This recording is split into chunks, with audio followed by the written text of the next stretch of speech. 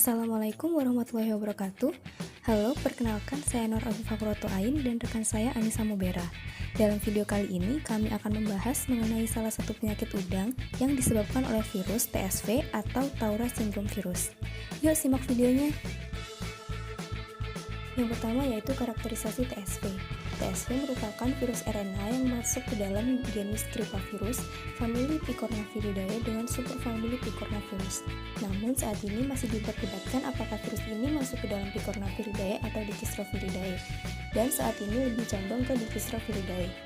TSV berbentuk ikosaedral dengan diameter 31-32 nanometer dan tidak memiliki envelope.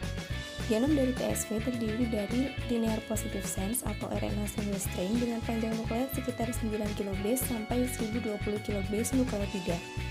Di ujung terdapat poli A ekor 3 serta memiliki 2 ORF.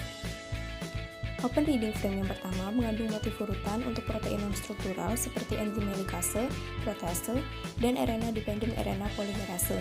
Enzim-enzim tersebut berfungsi untuk proses replikasi dan pembentukan virion. Open reading frame yang kedua berisi urutan protein struktural termasuk 3 protein kapsid yang berada di PV1, PV2, dan PV3.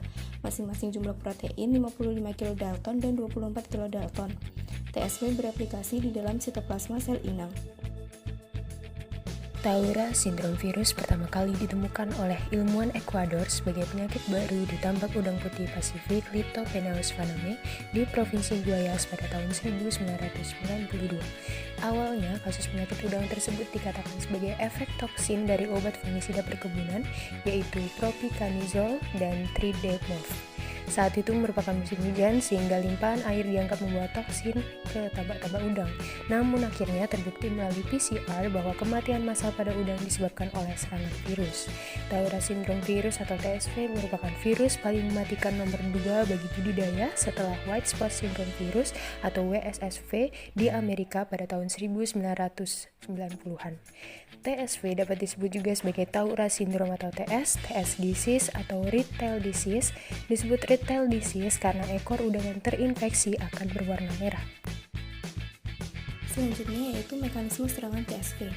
Inang dari TSV adalah Lithopenaeus vanameae dengan terjadinya pandemi pada 14-40 hari setelah penebaran udang di tambak yang dapat mencapai tingkat kematian 90%.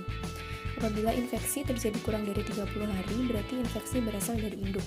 Sedangkan bila lebih dari 60 hari, berarti infeksi berasal dari lingkungan. Udang Lithopenaeus vanameae dewasa dapat terserang TSV dengan fase akut dan kronis. Pada fase akut akan terjadi kematian secara massal. Udang yang dapat bertahan hidup dari serangan TSV akan masuk ke dalam fase akut atau disebut karier. Udang yang terinfeksi TSV menjadi tidak aktif, berhenti makan, dan berkumpul di tepi kolam. Gejala klinis pada udang yang terserang TSV, permukaan tubuhnya menjadi merah pucat, kipas ekor dan pleiopod berwarna merah, cangkang menjadi lunak dan usus tidak terdapat makanan, kematian sangat banyak terjadi saat molting, dan beberapa permukaan kutikula mengalami melanisasi berupa bercak hitam karena terjadi lesi. Kemudian perubahan patologi yaitu ditemukannya virus pada sitoplasma sel epitel dan kutikula udang. Dampak penyakit terbagi menjadi 3 fase, yaitu yang pertama fase akut, terjadi kemerahan di bagian ekor akibat adanya perluasan kromatofora, kutikula melunak, dan lambung kosong. Udang terinfeksi tidak akan bertahan saat melakukan molting dan saat sekarat akan berkumpul di pinggir tambak. Kemudian fase yang kedua adalah transisi. Kutikula udang terdapat lesi, melanisasi irreguler, dan multifokal acak.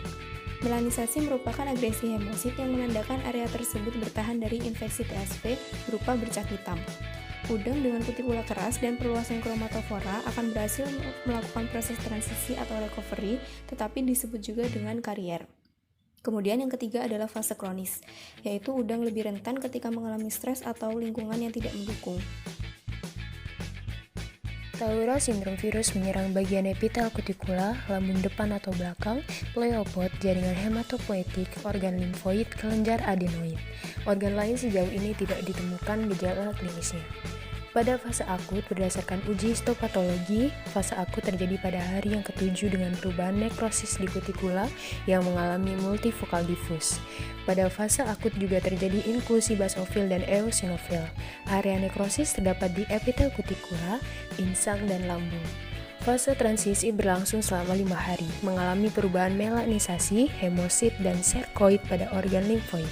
Patogen sekunder dapat menginfeksi, seperti bakteri Vibrio. Fase kronis mengalami melanisasi kutikula atau cangkang berwarna hitam. Lesi patognomonik terjadi pada epitelium kutikula.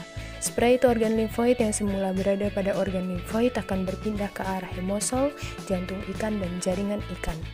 Molting menjadi media patogenesis pada udang karena proses metabolisme kalsium di kutikula terganggu, terlihat dari cangkang yang lunak dan bekas melanosis. Virus TSV biasanya menyerang golongan krustasea seperti Penaeus stylorostrus, Penaeus vanami, Penaeus chinensis, Penaeus monodon, Penaeus japonicus, Penaeus aztecus, Penaeus diorarum, Penaeus setiferus, Penaeus trinity, dan belum terdeteksi pada udang liar. Kemudian cenderung menginfeksi pada juvenil yang berumur 2-4 minggu dengan ukuran 0,1-0,5 gram serta induk, dan belum ditemukan pada fase nopli atau post-larva udang fanami. Metode yang dapat dilakukan untuk mendiagnosa Tourette syndrome virus yang pertama dengan menggunakan mikroskop elektron, lalu secara histopatologi, badan inklusi pada sitoplasma, serta lesi nekrosis, dan menggunakan PCR. Kemudian epidemiologi dari virus TSV. Yang pertama, menyerang pada fase nursery atau post-larva selama 14-40 hari. Yang kedua, mortalitasnya 40-90%.